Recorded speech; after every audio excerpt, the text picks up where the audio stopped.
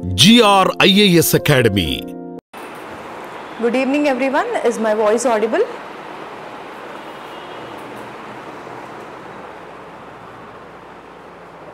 Okay, hopefully my voice is audible. So now let us again just have a quick revision about these part in the fundamental rights which we have covered in the yesterday's class. Okay, so annotate.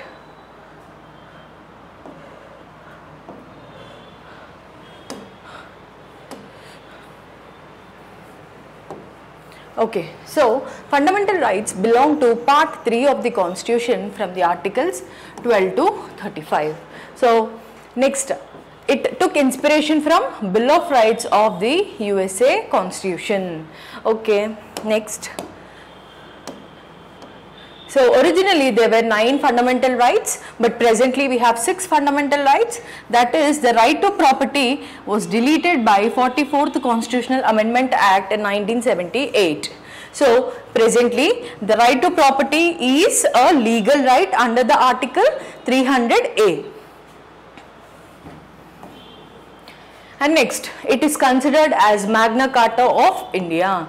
So it promotes the political democracy, it prevents authoritarian and despotic rule. Okay, so thereby it places a limitation on the legislature and executive, thereby establishing a government of laws and not of men. So it rules out the dictatorship, it rules out the excessive power in the hands of government or the government service. So coming to the fundamental rights, yesterday again we have seen all of this: right to equality, article 14 to 18, right to freedom, article 19 to 22, right against exploitation, article 23 and 24, right to freedom of religion, article 25 to 28, cultural and educational rights, 29 and 30 articles. And you all know right to property was deleted. It was earlier article 31. So it was deleted by 44th Constitutional Amendment Act. And next, right to constitutional remedies, it is article 32. Okay, so these are the fundamental rights. And coming to the features also yesterday we have seen, but due to some sort of voice disturbances, again we will just go through this, then just in 2 minutes, and then we will go into the articles which are very, very important for the competitive exams. So features. So features of the fundamental rights. What is the nature and scope of fundamental rights? So they are not absolute, but they are qualified. So there can be reasonable restrictions imposed on the fundamental rights. So they are not absolute. So fundamental rights are not absolute, but they have reasonable restrictions. So available action against arbitrary actions of the state, with a few exceptions, against the action of private individuals. Okay, most of them are negative in character. They place limitations on the authority of the state, while others are positive in nature, conferring certain privileges of the persons. So కొన్ని fundamental rights ఏంటి అంటే negative in nature. Means what? They are imposing certain restrictions on state and individuals. అంటే మీరు discretion చేయకూడదు, మీరు ఈ violations ఈ వీళ్ళకి ఎవరికి చేయకూడదు అని. But where are some are positive in nature. So what is mean by positive? So positive ఏంటంటే vulnerable sections can be provided certain privileges. అలాంటి ఆర్టికల్స్ కూడా మనం ఫండమెంటల్ రైట్స్లో చూస్తాం. So we have some negative provisions, we have some positive provisions. Next, they are justiciable. So Supreme Court under Article 32 and the High Court under Article 226. Supreme Court under Article 13 also, through judicial review also, they can be defended. These fundamental rights are justiciable in nature. So we can directly approach the High Court and the Supreme Court for violations of fundamental rights, for violations of our fundamental rights. So they are not sacrosanct or permanent. What is meant by sacrosanct? Means they are very highly sacred. ఇవి ఏదో చాలా sacred permanent in nature కాదు. They can be amended because society is always dynamic.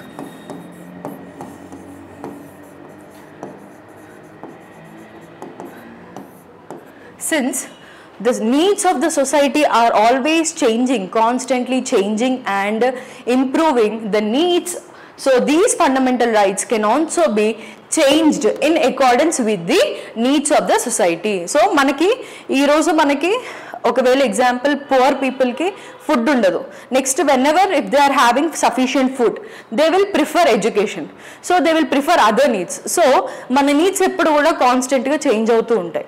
So దాన్ని బట్టి in accordance with the needs of the society, fundamental rights can be upgraded. That is why we have been amending the fundamental rights and constitution. More than 100 plus amendments chesam manam ippadaka, right? So why? Because the needs of the society are dynamic, are ever changing. That is why we have provided this provision to the fundamental rights.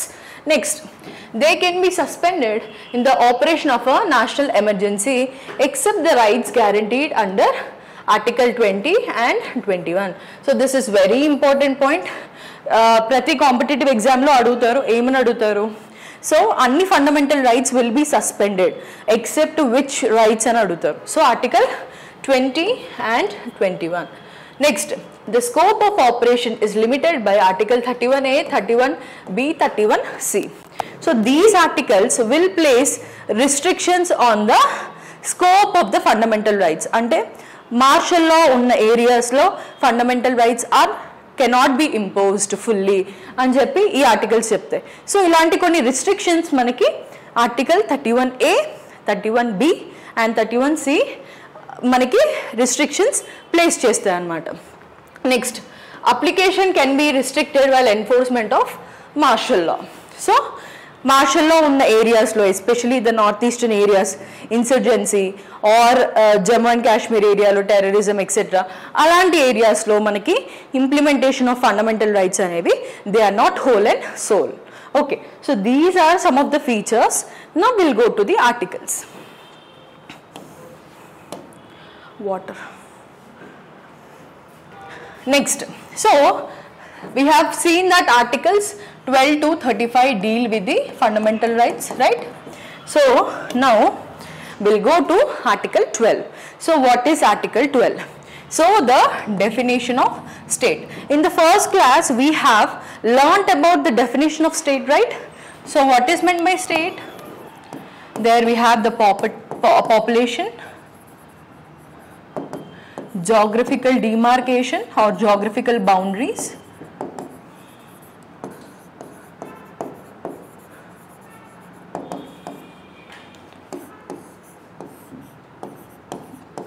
and we have the sovereignty, right? So these three features together is called as state. Okay, so in practical language, what is meant by state? So our constitution has mentioned the definition of state. So what is that? It contains union and state governments, legislatures, local authorities, statutory or non-statutory authorities like LIC, ONGC, Steel Authority of India, PSUs, public sector units. So governments, legislatures, local governments, statutory and non-statutory bodies like LIC, ONGC, Steel Authority of India, etc. and all other public sector units. So Constitution mentions the definition of state through all these organizations or bodies. Okay, so ఏమేమన్నా include అయ్యి union state governments, legislatures, local authorities, statutory, non statutory authorities, LIC, ONGC, example LIC, ONGC, SAIL and other PSUs, etc. Next, coming to article 13. So 13 is very, very important, which we famously popularly called as judicial review. Okay, so all the laws that are consistent with fundamental rights, that are inconsistent with the fundamental rights shall be declared void on the basis of judicial review. First of all, what is meant by judicial review? So judicial review is nothing but judiciary, the Supreme Court or the High Court. So in this article it is the Supreme Court, and the similar one for High Court is Article 226. Okay, so Article 13 for the Supreme Court and Article 226 for the High Court. So these two articles provide for judicial review. What is meant by judicial review? Judicial review is nothing but whenever any laws are made by the Parliament or the state legislatures, if the people feel that they are violating the fundamental rights of them, then they will file a petition in the Supreme Court or High Court. Okay, so then the Supreme Court will review the legislation. Okay, so review jesi, if at all they are really violating the provisions of fundamental rights or constitution, then those laws will be declared unconstitutional.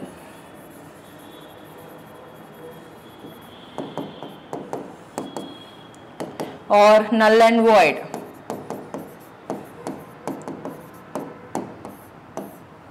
This is treated as a powerful weapon with the judiciary. Whenever the government is trying to intrude into the fundamental rights or the constitutional provisions of the people, their entitlements, if they are endangered, then the Supreme Court will intrude, and through judicial review those will be declared null and void. So that is Article 13.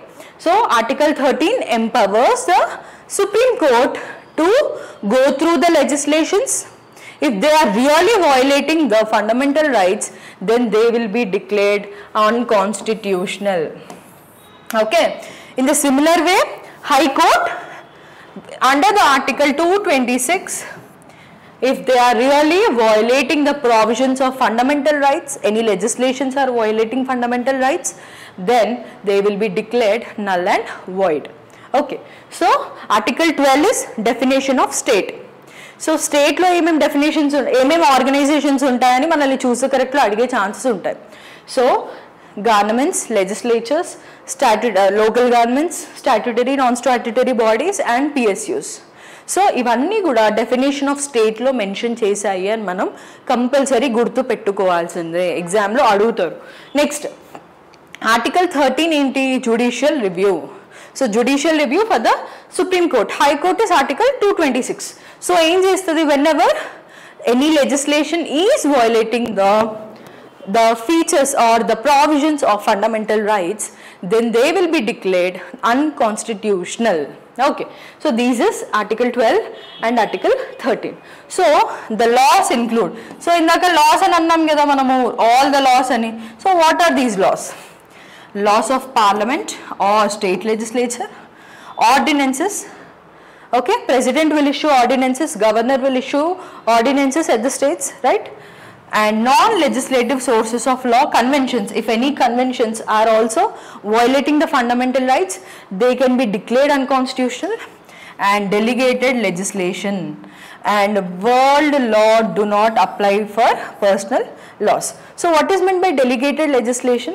So delegated legislation, manam parliament chadivinappudu we will learn about that in detail. So మొత్తం ఇప్పుడు parliament మొత్తం కూర్చొని ఒక లా చేయలేదు. So government executives, PM and council of ministers will prepare legislation. So delegated legislation is the power empowering the prime minister and council of ministers to do laws. Okay, so next, so all these laws are included under article 13. Next, what is article 14? This is very important article.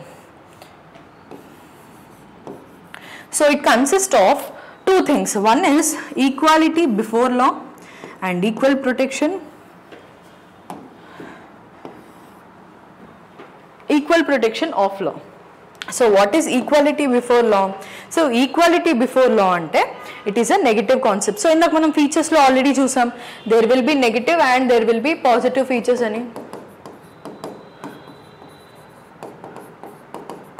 So negative features ఉంటాయి, positive features ఉంటాయి. So equality before law is a negative feature. అంటే ఏంటి? Why మనం చూద్దాం. absence of any special privileges, దీన్ని పైకి ఎలా అంటాం?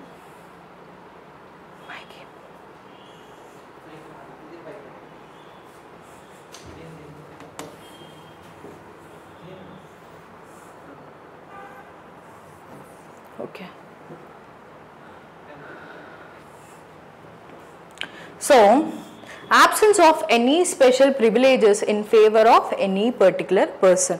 Okay, so if at all మనం ఏదైనా స్పెషల్ ప్రివిలేజెస్, ఇప్పుడు ఎగ్జాంపుల్ నేను ఒక సీఎం అనుకోండి ఒక స్టేట్కి, సో నాకు తెలిసిన నా పియర్ గ్రూప్ ఉంటుంది కదా, నా పియర్ గ్రూప్ కాబట్టి వాళ్ళు ఏమైనా తప్పు చేసినా మనము వదిలిపెట్టాలి అని ట్రై చేస్తాం. బట్ ఇన్ రియాలిటీ అలా అవుతూ ఉంటుంది.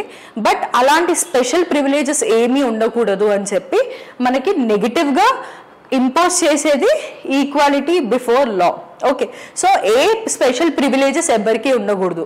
ఎగ్జాంపుల్ నేను ఒక డిస్ట్రిక్ట్ కలెక్టర్, బట్ నేను ఏదైనా తప్పు చేశాను అనుకోండి, సో నాకు కూడా లా ప్రకారం ఏదైతే పనిష్మెంట్ ఉంటుందో అది నేను అనుభవించాల్సిందే. ఇప్పుడు రీసెంట్గా పూజా కేట్కర్ ఉంది, తను నంబర్ ఆఫ్ అటెంప్ట్స్ అంటే Aadhaar card number March number of attempts పెట్టి ఇప్పుడు PH కేటగిరీలో UPSC సెలెక్ట్ అయింది. సో బట్ దెన్ తను చేసిన తప్పు కాబట్టి తన్ని డిస్క్వాలిఫై చేసి తన మీద యాక్షన్ తీసుకున్నారు. అఫ్ కోర్స్ తను కోర్టుకి వెళ్ళింది, అది వేరే విషయం. బట్ ఏ స్పెషల్ ప్రివిలేజ్ ఎట్టి పరిస్థితుల్లో ఏ కేటగిరీ ఆఫ్ పీపుల్కి ఉండవు అని చెప్పేసి ఈక్వాలిటీ బిఫోర్ లా ఇంపోజ్ చేస్తుంది. Next, equal subjection of all persons to the ordinary law. So మీరు అవి ఉండొచ్చు, నేను అయి ఉండొచ్చు, ఇంకొకరు అయి ఉండొచ్చు. Any person, MLA, MP, every person ఈ subjected to the laws, ordinary law. అంటే వాళ్ళ కోసం MPs కోసం స్పెషల్ లాస్ లేవు, ఆర్డినరీ పీపుల్కి స్పెషల్ లాస్ లేవు, పూర్ పీపుల్కి స్పెషల్ లాస్ లేవు, రిచ్ ఎలైట్ పీపుల్కి స్పెషల్ లాస్ లేవు. Every person is subjected to the ordinary law. Next, no person is above the law. So law అందరూ కూడా we have to follow the law. No person is above the law. Law కన్నా లాని dictate చేసే పొజిషన్లో no one is there in the India. Okay, so that is the speciality of the constitution. So మనం first క్లాస్లో నేర్చుకున్నాం bill of the constitution అని.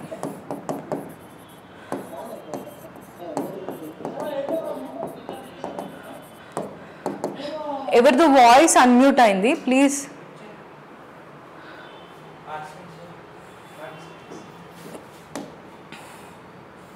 Unmute చేశారు. So will of the constitution will prevail. So law is above everyone, above the politician, above the government servants, above the rich people. Okay, even the rich or even the richest Mukesh Ambani or Gautam Adani, everyone should adhere to the law. No one is above the law. Okay, so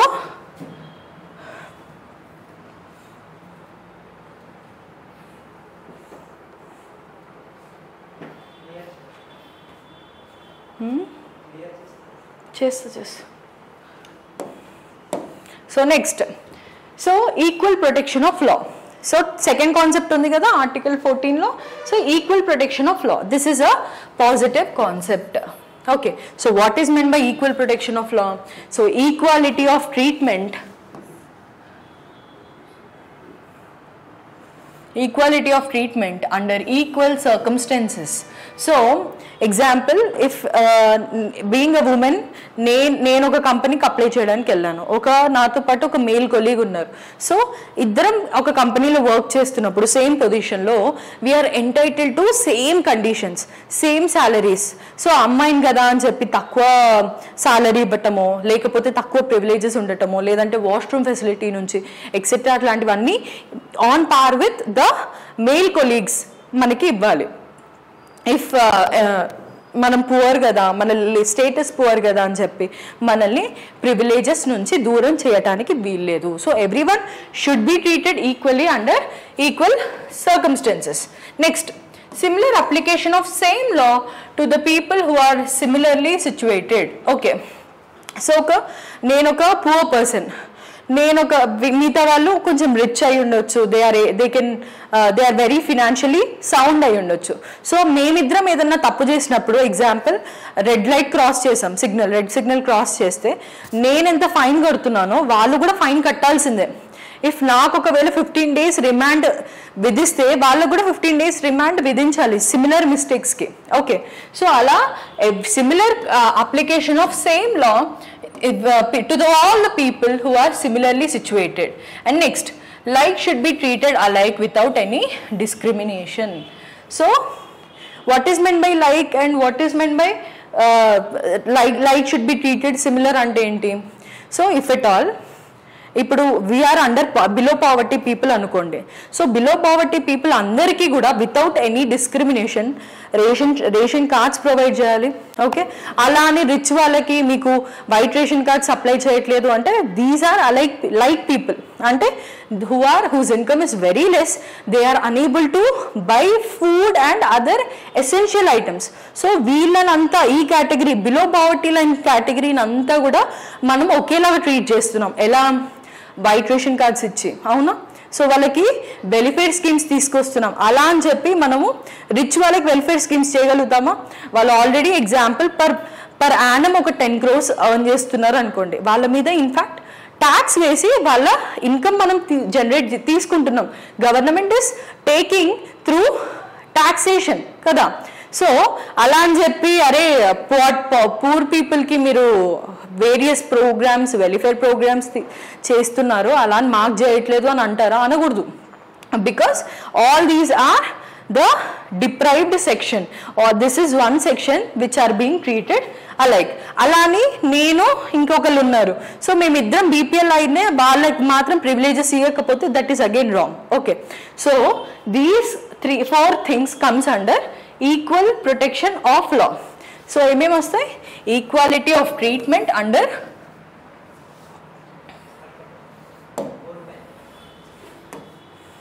So equality of treatment under equal circumstances, similar application of same law to all the people who are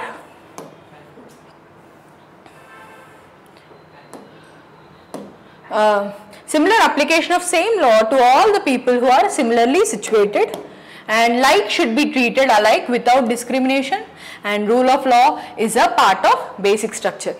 So rule of law ante rule of law ante everything should be governed under the particular protocol, under proper law, under proper already determined provisions. Okay, so rule of law is the part of basic structure. Basic structure manam next class lo chuddamu what is meant by basic structure ani. So basic structure is something which is core of the constitution. So which is core of the constitution. So ee rule of law ni manamu it cannot be amended and it cannot be violated or it cannot be changed. So rule of law is very basic. So these are part of equal protection of law. Next, exceptions. So there are certain exceptions in the Article 14. So what are those? So President of India, Governor of the states during their offices, ante whenever they are being a president and governor of the state, ఆ టైంలో they are not answerable to any court for exercise of powers and duties. Okay, and no criminal proceedings can be initiated. Okay, no process for the arrest, imprisonment issued by any court. So these are special privileges provided for president and governor. ఎప్పుడైతే వాళ్ళు గవర్నర్గా కానీ ప్రెసిడెంట్గా work చేస్తున్నారో ఆ టైంలో వాళ్ళకి they are not answerable to any court. It can be high court or it can be supreme court. They are not answerable to any court for their power and duties. So వాళ్ళ మీద criminal charges ఏమీ పెట్టడానికి లేదు governor మీద, president మీద. And also వాళ్ళని arrest are imprisonment by any court, A court కూడా వాళ్ళని అరెస్ట్ చేయమనో ఇంప్రిజన్ చేయమని ఆర్డర్ ఇవ్వకూడదు. So this is something regarded to the president of India and governor. And one more category who are having restrictions or exceptions are the foreign sovereigns, ambassadors, diplomats, UNO and its agency. So వీళ్ళందరూ కూడా they have international law so international law ఉంది వీళ్ళందరికీ. So they come under that category. So వీళ్ళకి కూడా ఎగ్జెప్షన్స్ ఉంటాయి అని చెప్పి మనకి ఈ ఆర్టికల్ 14లో ఎగ్జెప్షన్స్ ఇస్తున్నారు. So next article 31. So article 31C ఏంటంటే laws made for implementing DPSPs under 39B 39C. So article 31C కూడా మనకి రెస్ట్రిక్షన్ ఇస్తుంది ఏమని, so these are for laws implementing DSPSC. So 31C ఏం చెప్తుందంటే డైరెక్టివ్ ప్రిన్సిపల్స్ ఆఫ్ స్టేట్ పాలసీలో ఉన్న 39B 39C అనేవి ఇంప్లిమెంట్ చేయొచ్చు గవర్నమెంట్ అనేది ఎగ్జెప్షన్ ఇస్తుంది. ఓకే, సో ఈ fundamental right 31C directive principles of state policy 39B 39C implement చేయమని చేసుకోవచ్చు. ఇట్ ఈస్ అ ఎక్సెప్షన్ అని చెప్తుంది అనమాట. Okay, next article 105, 109 MLAs and MPs are not liable for any action inside the legislature. So మనం చాలాసార్లు చూస్తూ ఉంటాం MPs కానీ ఎమ్మెల్యేస్ కానీ తిట్టుకుంటూ ఉంటారు. తెలంగాణ డిస్కషన్ అప్పుడైతే Ponnam Prabhakar MP, he was MP at that point of time. So Lagadapati వచ్చేసి మనకి బ్లాక్ పెప్పర్ స్ప్రే కొట్టాడు అతని కళ్ళలో. సో ఇట్లాంటివి ఎన్నో యాక్షన్స్ జరుగుతూ ఉంటాయి, బాయ్కాట్ చేస్తారు, అరుస్తూ ఉంటారు, తిట్టుకుంటూ ఉంటారు. సో వాళ్ళు MLAs and MPs are not liable for any of their action inside legislature. So పార్లమెంట్లో కానీ అసెంబ్లీలో కానీ వాళ్ళు చేసే actions they are not liable అని మనకి ఆర్టికల్ 105, 109 చెప్తుంది. ఓకే, నెక్స్ట్ ఎవరో వాయిస్ అన్మ్యూట్ అయింది, ప్లీజ్ మ్యూట్లో పెట్టరా.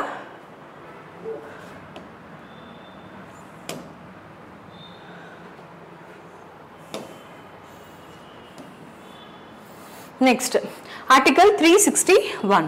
So, no people shall be liable for true reporting of freedom of published proceedings of Parliament and State Legislature.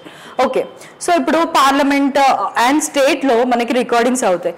So ఎవరన్నా జెన్యున్గా ఆనెస్ట్గా జరిగిన ప్రొసీడింగ్స్ని ఎవరన్నా టెలికాస్ట్ చేసినా, ఎవరన్నా న్యూస్ ఆర్టికల్లో రాసినా వాళ్ళని ఎట్టి పరిస్థితుల్లో మనము వీ షుడెంట్ పనిష్ అని ఆర్టికల్ 361A చెప్తుంది. సో ఫ్రీడమ్ ఆఫ్ ప్రెస్ అన్నమాట. ట్రూ రిపోర్టింగ్ అంటే నువ్వేమి మ్యానిపులేట్ చేయకుండా న్యూస్ని నిజంగా జెన్యున్గా జరిగింది వేస్తే దాంట్లో ఎటువంటి తప్పు లేదు అని చెప్పి మనకి ఆర్టికల్ 361A చెప్తుంది అనమాట. Okay, so these are exceptions. So exceptions అనగానే మనకు గుర్తు రావాల్సింది president, governor, foreign sovereigns, ambassadors, diplomats, UNO and its agencies, and next MLAs and MPs, and next article 361A, true reporting of freedom of public proceedings. Okay, so పార్లమెంట్లో జరిగిన state లెజిస్లేచర్లో జరిగిన ప్రొసీడింగ్స్ని జెన్యున్గా relay చేసుకోవచ్చు. Okay, జెన్యున్గా publish చేయొచ్చు, articles కానీ telecast కానీ చేసుకోవచ్చు. So these are the different exemptions provided in the article 14.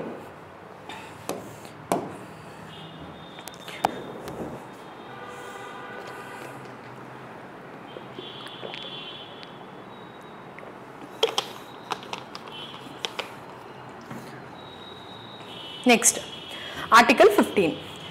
So 12, 13, 14 అయిపోయినాయి. Next we are going to come to article 15. ఇవి ఆర్టికల్స్ అన్నీ మనము ఫండమెంటల్ రైట్స్ ఒకటేసారి గుర్తుండాలి అంటే గుర్తుండదు. దయచేసి క్లాస్ అయిపోయాక మీరు రివిజన్ చేయాలి. రివిజన్ చేస్తేనే ఫండమెంటల్ రైట్స్ అన్నీ కూడా మనకి చాలా ఇంపార్టెంట్. మీరు మెయిన్స్ రాసినా కూడా, యూపీఎస్సీ కానీ స్టేట్ గ్రూప్ 1 సర్వీసెస్కి మెయిన్స్ రాసినా కూడా ఇవన్నీ మనము ఆన్సర్స్లో పెట్టి రాస్తే they will become more matured. మన ఆన్సర్ క్వాలిటీ చాలా పెరుగుతుంది. Whenever we are substantiating our answer with facts or articles or any examples from these fundamental rights, మన ఆన్సర్స్ ఎప్పుడు కూడా మెచ్యూర్డ్గా ఉంటాయి. సో అప్పుడు +1 మార్క్ ఆర్ సమ్టైమ్స్ +2 మార్క్స్ పడతాయి. సో ఇట్లా ప్రతి ఒక్క ఆన్సర్ +1/2, +1 వచ్చిందంటే మనకి సర్వీస్ వస్తుంది బేసికలీ. సో ఇది ఎప్పుడు అర్థమవుతుంది అంటే ప్రిపరేషన్లో ఒక 2-3 years టైం వేస్ట్ చేశాక అర్థమవుతుంది. సో అందుకే నేను మీ క్లాస్లో అంతలాగా చెప్తున్నా. Fundamental rights very important. ప్రతి ఆన్సర్లో దీని ఎగ్జాంపుల్స్ రాయడానికి ట్రై చేయాలి మనం. ఓకే, సో ఎగ్జాంపుల్స్ రాస్తూ ప్రతి ఆన్సర్లో ఫ్యాక్ట్స్తో కానీ ఆర్టికల్స్తో కానీ, ఫ్యాక్ట్స్, ఆర్టికల్స్ ఆర్ ఇంకెనీ కరెంట్ అఫైర్స్ తోటి ఎగ్జాంపుల్స్ రాయాలి.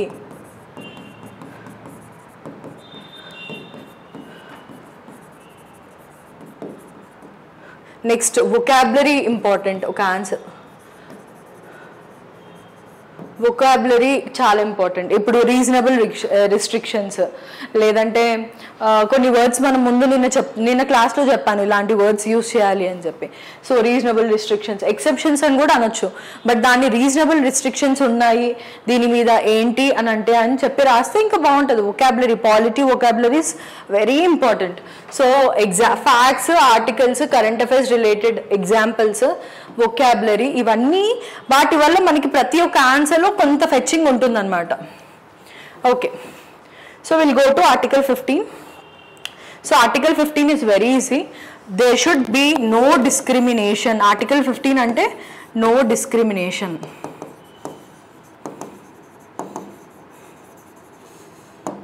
So no discrimination against citizens. So ఏ ఒక్క ఇండివిజువల్ పైన డిస్క్రిమినేషన్ చూపించకూడదు. ఎందుకు అంటే on basis of what? Race, religion, caste, sex or place of birth. Okay, so ఈ బేసిస్ మీద, సో ఒక మనిషి యొక్క రేస్ కానీ, రిలీజియన్ కానీ, క్యాస్ట్ కానీ, సెక్స్ కానీ, ప్లేస్ ఆఫ్ బర్త్, ఈ బేసిస్ మీద ఎటువంటి డిస్క్రిమినేషన్ ఒక ఆపోజిట్ పర్సన్ పైన మనం చూపించకూడదు. ఓకే, సో ఆర్టికల్ 15 అనగానే నో డిస్క్రిమినేషన్. సో ఏమేమి? Race, religion, caste, sex, place of birth. So RRCSP. So మీరు ఒక కోడ్ పెట్టుకోవాలి దీనికి కూడా, RRCSP. So race, religion, caste, sex, place of birth.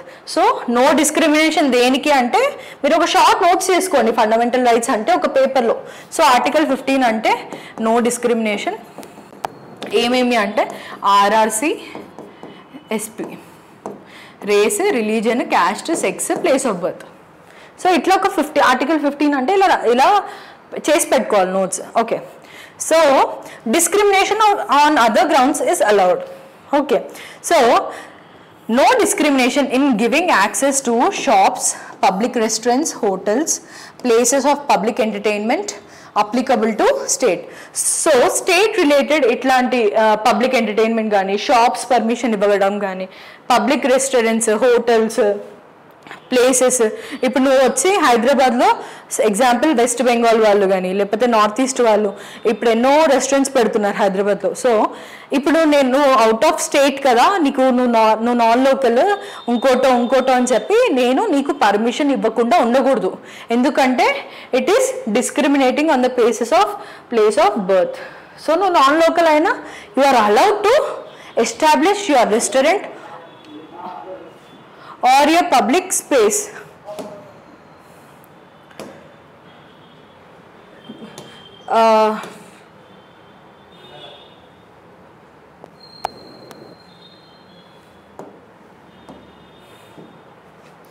So okay, so ఇలాంటివి రిలేటెడ్ టు స్టేట్ ప్రాపర్టీ కానీ, public shops కానీ, public restaurants, hotels, ఎట్లాంటివి permissions అన్నిటికీ కూడా యాక్సెస్ ఇవ్వాలి. పెట్టుకుంటా అంటే పర్మిషన్స్ ఇవ్వాలి. Next, no discrimination in use of wells, tanks, bathing arts maintained by state funds for general public applies to both citizens and the state.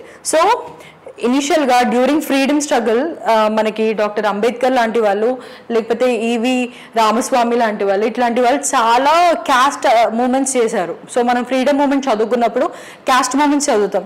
So అప్పుడు ఏంటంటే ఆ టైంలో అక్కడ ఏమంటారు అప్పర్ క్యాస్ట్కి సపరేట్ వెల్స్ ఉండేవి.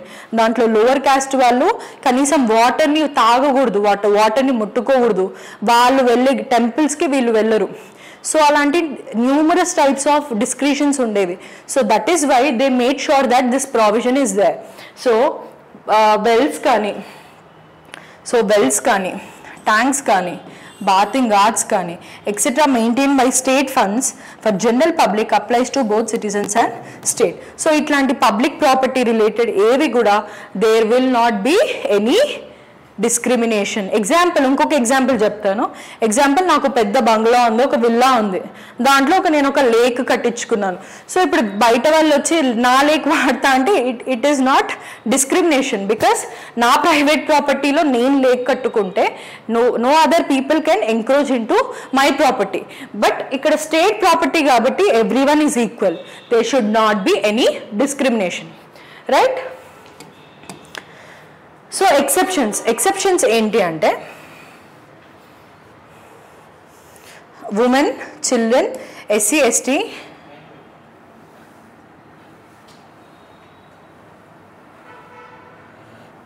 Okay, SC ST, educationally backward classes of the citizens.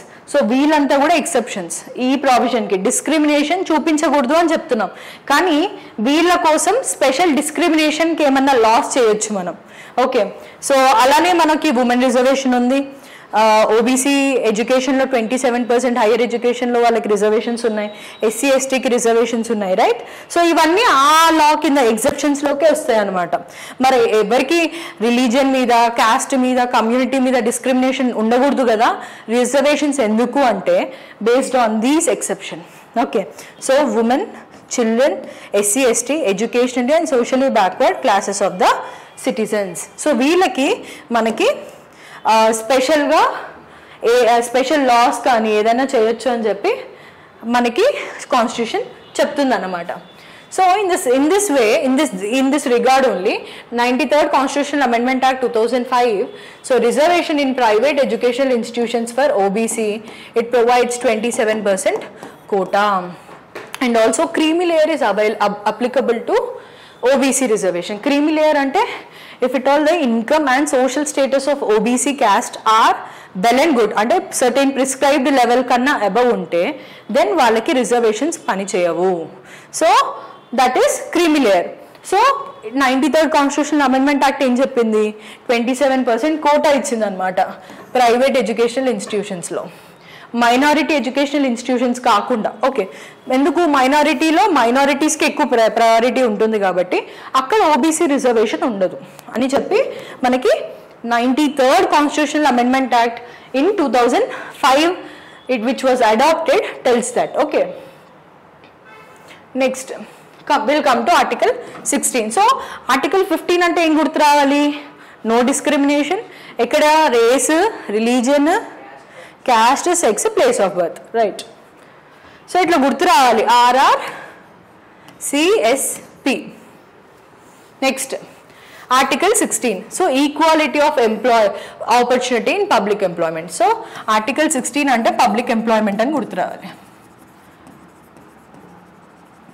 ఇప్పుడు article 13 అంటే judicial review అని ఎలా గుర్తుంది, అలానే ఆర్టికల్ 15 అంటే నో డిస్క్రిమినేషన్, ఆర్టికల్ 16 అంటే public employment. So equality of opportunity in public employment. So ఇక్కడ ఏంటంటే no citizen can be discriminated or made ineligible for employment of office under the state on the grounds of only religion, race, caste, sex, descent, place of birth or residence. Okay, so ఇక్కడ ఏమేమంటున్నాడు? Religion అంటున్నాడు, race అంటున్నాడు, caste, sex, descent, place of birth. So ఇక్కడ ఏది extra వచ్చింది? Descent ఎక్కువ వచ్చింది. Descent అంటే if one of our parents is from this land then my descent is from this land. Okay, example మనము నిన్న సిటిజన్షిప్లో డిసెంట్ గురించి మాట్లాడుకున్నాం, రైట్? సో డిసెంట్ అంటే ఏంటి? ఒకవేళ మా మదర్ కానీ ఫాదర్ కానీ హైదరాబాద్ లోకల్ అయితే I belong to this place, so న్యాచురల్గా నేను ఇక్కడికి చెందిన అమ్మాయినే అవుతాను అనమాట. సో అలా డిసెంట్ అంటే మనకి ఇక్కడ డిసెంట్ ఉందా? ఇక్కడ ఆర్ఆర్సిఎస్పిఏ ఉంది, డి ఉందా? లేదు, బట్ ఇక్కడ డి ఉంది. సో డిసెంట్ ఎక్కడ మెన్షన్ చేశారు? ఆర్టికల్ 15 16 అని మనకి చూస్తే కరెక్ట్లో అడిగే ఛాన్సెస్ ఉంటాయి. So whenever they ask that we have to remember public ఎంప్లాయ్మెంట్లో. ఓకే, సో పబ్లిక్ ఎంప్లాయ్మెంట్లో under article 15 descent and place of residence or not present. Okay, ఇక్కడ ప్లేస్ ఆఫ్ బర్త్ మెన్షన్ చేసింది, ఇక్కడ place of residence. Okay, so దీన్ని గుర్తుపెట్టుకోవడానికి నేను మీకు ఎలా ఎగ్జాంపుల్ ఇస్తాను అంటే Telangana movement. So Telangana movement, so ఇప్పుడు ఇక్కడ ఏదో వచ్చింది exception. So residence has conditions for certain types of employment only by the parliament, అంటే పార్లమెంట్ లా చేసింది అనమాట. Example 271D in Andhra Pradesh. So article 271D అంటే ఇప్పుడు సరే 371D ఏం చెప్తుంది అని అంటే, అఫ్ కోర్స్ ఇప్పుడు లేదు, it was abolished. So 371D ఏం చెప్తుందంటే zonal system.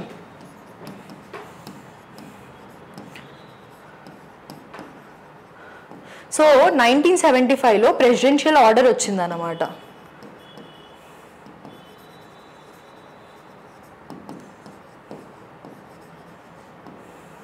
So presidential order ఎప్పుడు 1969లో జై తెలంగాణ మూమెంట్ అయింది, 1972లో జై ఆంధ్ర మూమెంట్ అయింది.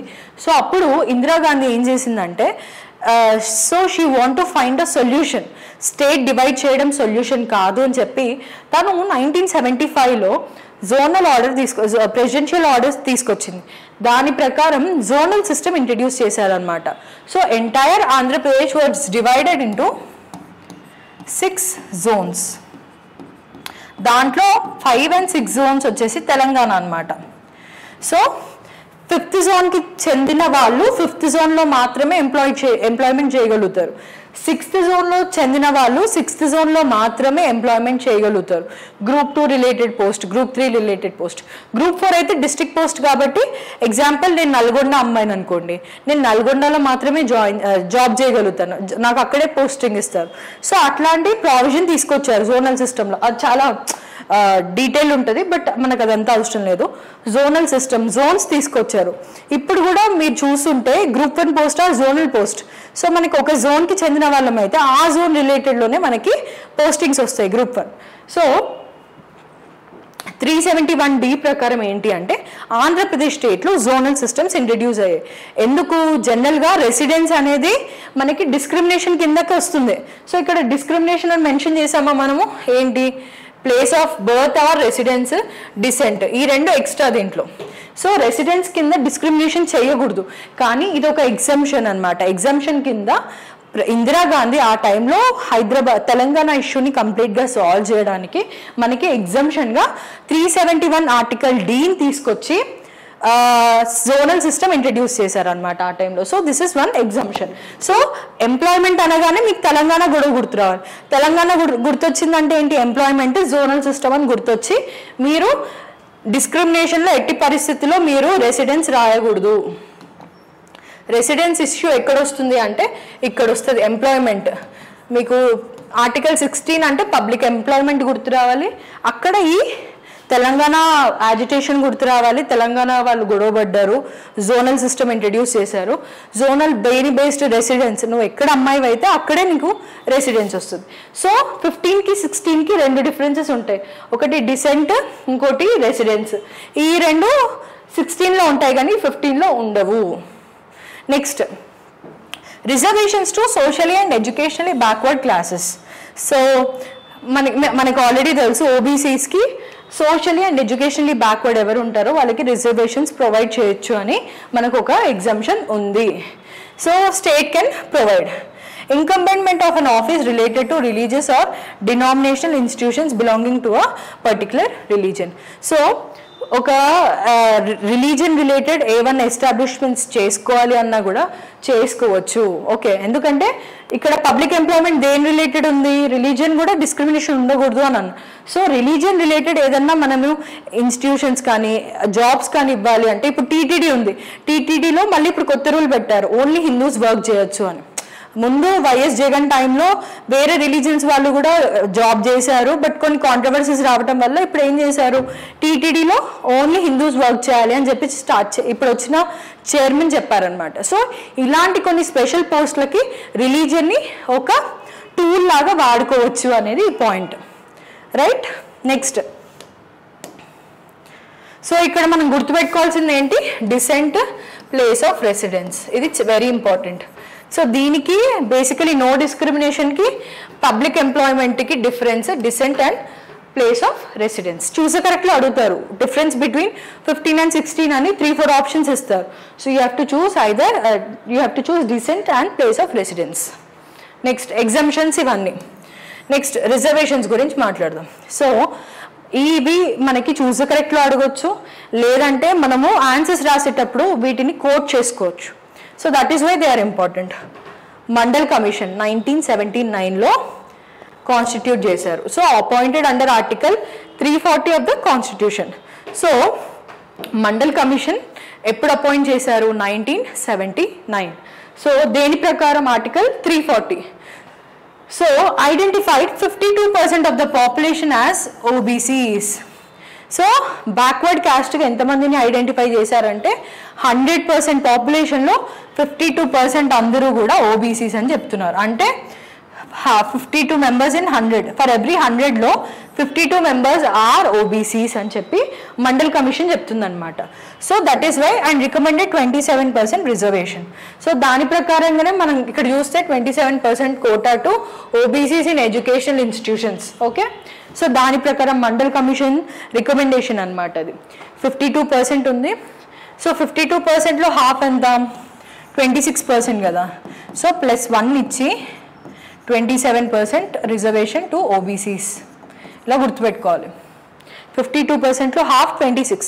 సో +1% యాడ్ చేసి 27% రిజర్వేషన్స్ ఇచ్చారు OBCస్కి. Next Indira Sawhney judgement 1992. ఇది కూడా చాలా ఇంపార్టెంట్ అనమాట. సో ఇందిరా సావ్ని జడ్జ్మెంట్లో ఏం చెప్తారు అంటే మనము ఎన్ని కేటగిరీస్కి ఎన్ని కమ్యూనిటీస్కి అయినా రిజర్వేషన్స్ ఇవ్వచ్చు, but the total reservations should not exceed 50% అని చెప్తున్నారు అనమాట. So including carry forward jobs. ఇప్పుడు ఒకవేళ పాత నోటిఫికేషన్లో కొన్ని జాబ్స్ కొంతమంది జాయిన్ అవ్వరు అనమాట. సో వేకెన్సీస్ ఉండిపోతాయి. సో ఆ వేకెన్సీస్ని ఫార్వర్డ్ చేస్తారు. సో ఆ ఫార్వర్డ్ చేసినవి అన్నీ కలిపి 50% కన్నా రిజర్వేషన్స్ ఎక్సీడ్ అవ్వకూడదు అని ఇందిరా సావ్ని జడ్జిమెంట్ 1992లో చెప్తారు. సో ఇందిరా సావ్ని అని అంటే ఏం గుర్తు రావాలి? <50% రిజర్వేషన్స్ అని గుర్తు రావాలి. మండల్ కమిషన్ అంటే ఏం గుర్తు రావాలి? OBCs. మండల్ కమిషన్ అంటే OBCs అని గుర్తు రావాలి. ఓకే, ఇందిరా సావ్ని కేసు అంటే <50% రిజర్వేషన్స్ అని గుర్తు రావాలి. Next merit shall not be compromised అని కూడా చెప్పారనమాట. ఇంకొకటి ఏంటి? Reservations exist at entry level, not in promotions. So reservations అనేది రిక్రూట్మెంట్ టైంలో వాడచ్చు, కానీ రిజర్వేషన్స్ ప్రమోషన్ ఇచ్చే టైంలో వాడకూడదు అని కూడా రిజర్వేషన్కి అప్పట్లో రూల్ ఉండింది, అట్లాంటి ప్రావిజన్ ఉండింది. Next creamy layer to exclude advanced sections among OBCs. So మనం ఆల్రెడీ ఇందాక చూసాం, క్రీమీ లేయర్ అంటే if at all that family, that individuals are satisfying prescribed level of income, okay, economic income or the social job. ఒక government ఆఫీస్లో example SP level కన్నా below ఉంటే OBC పెట్టుకోవచ్చు. SP level above ఉంటే వాళ్ళ father or వాళ్ళ mother OBC certificate రాదు వాళ్ళకి. సో అట్లాంటి సమ్ ప్రావిజన్ ఉంది. Maybe I may be wrong, you can please check it again. So అట్లాంటి వాళ్ళకి క్రీమీ లేయర్ వర్తించేదనమాట. సో అలాంటి అడ్వాన్స్డ్ సెక్షన్స్ పీపుల్ని క్రీమీ లేయర్ ఇవ్వాలి, అంటే రిజర్వేషన్స్ నుంచి తొలగించాలి అని కూడా ఒక రికమెండేషన్ ఉండింది. ఓకే, సో ఇప్పుడు మండల్ కమిషన్ అంటే OBCs గుర్తు రావాలి. ఇందిరా సావ్ని కేసు అంటే <50% రిజర్వేషన్స్ అనేది గుర్తు రావాలి. రైట్, సో ఇవి something about reservations.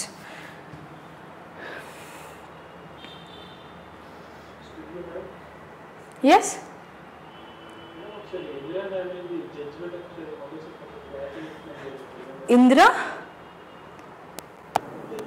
Indira Sawhney జడ్జ్మెంటా? సరే, ఇందిరా సావ్ని జడ్జ్మెంట్ ఏంటి అంటే, ఇప్పుడు ఎగ్జాంపుల్ మనకి SCస్కి 15%,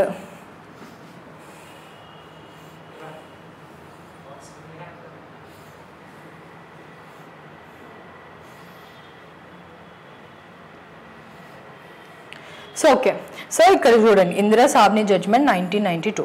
సో ఇందిరా సావ్ని జడ్జ్మెంట్ ఏంటి అని అంటే, మనకి వేరియస్ రిజర్వేషన్స్ ఉన్నాయి వేరియస్ కమ్యూనిటీస్కి, like SCs, STs, EWS, etcetera.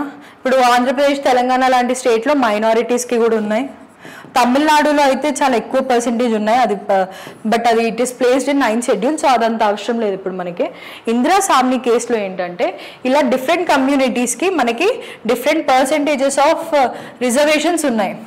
So ఇలా అన్నీ యాడ్ చేస్తే it should be less than 50%. Okay, 100కి ఇప్పుడు 100 జాబ్స్ ఉన్నాయి అనుకోండి, అందరికీ రిజర్వేషన్స్ ఇవ్వంగా ఓపెన్లో జనరల్లో ఓపెన్ కేటగిరీలో కనీసం 50 జాబ్స్ అవైలబుల్గా ఉండాలి అని ఇందిరా సామ్ని కేసు జడ్జిమెంట్ చెప్తుందన్నమాట. అంటే ఇప్పుడు అందరు SC category, ST, EWS, minorities, OBCs etcetera అన్నీ యాడ్ చేసుకుని కూడా మన రిజర్వేషన్ కేటగిరీ ఎప్పుడు కూడా లెస్ దాన్ 50% మాత్రమే ఉండాలి. 50%, more than 50% should be in open quota.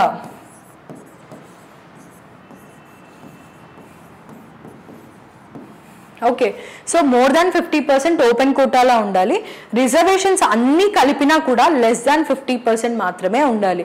So ఒక 100 జాబ్స్ ఉంటే 49 దాకా రిజర్వ్డ్ ఉండొచ్చు, కానీ 51 మినిమం 51 సీట్స్ మాత్రం ఓపెన్ కేటగిరీలో ఉండాలి అని చెప్పి ఇందిరా సామ్ని జడ్జిమెంట్ చెప్తుందన్నమాట. Okay,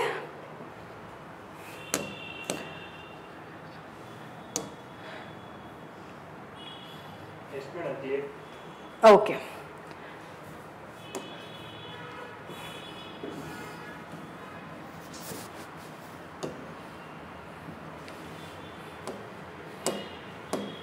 next, Ram Nandan committee was appointed to identify the creamy layer among the OBC and government approved it.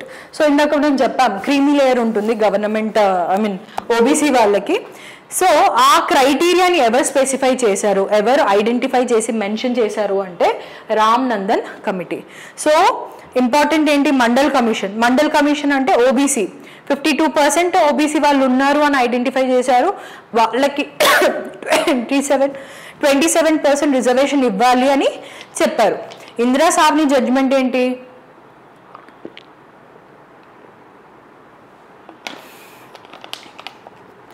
Less than 50% reservations ఉండాలి అని చెప్పారు. అలానే రామ్ నందన్ కమిటీ అంటే ఓబీసీస్లో identify the creamy layer and government approved it. So ఏ category వాళ్ళకి creamy layer ఉండాలి అని చెప్పి ఐడెంటిఫై చేసింది రామ్ నందన్ కమిటీ.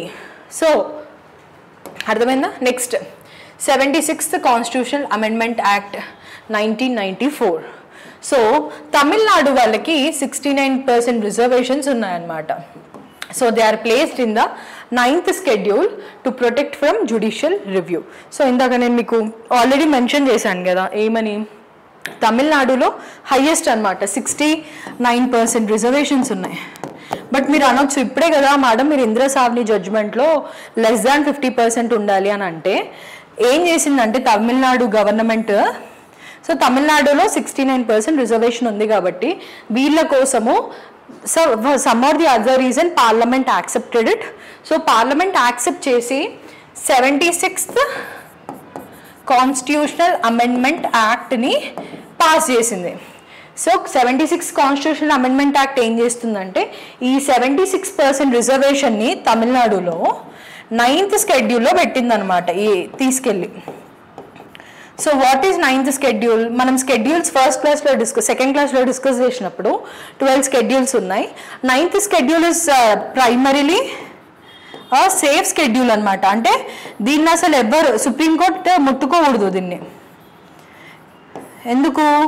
దీన్ని ల్యాండ్ రిఫార్మ్స్ లాంటి, సో ల్యాండ్ రిఫార్మ్స్ అవ్వచ్చు, తమిళనాడు రిజర్వేషన్ పాలసీ అయి ఉండొచ్చు, ఇవన్నీ కూడా 9th schedule సేఫ్గా పెట్టారనమాట. ఎందుకు? జ్యుడిషియరీ ఇంటర్వ్యూన్ అయ్యి మళ్ళీ అన్కాన్స్టిట్యూషనల్ అని డిక్లేర్ చేయకూడదు అని చెప్పేసి పార్లమెంట్ 9th schedule చేసిందనమాట. సో 9th schedule జనరల్గా జ్యుడిషియల్ స్క్రూటినీలోకి రాకూడదు అని చెప్పి 9th schedule తమిళనాడు రిజర్వేషన్ పాలసీని 69% ఆఫ్ రిజర్వేషన్స్ని Tamil Nadu 76th constitutional amendment act ద్వారా తీసుకొచ్చి 9th షెడ్యూల్లో ప్లేస్ చేసింది పార్లమెంట్. సో అందుకు తమిళనాడులో ఈరోజు కూడా 69% of government jobs or education ఇన్స్టిట్యూషన్స్లో రిజర్వ్డ్ సీట్స్ అన్నీ కూడా 69% ఉంటాయి.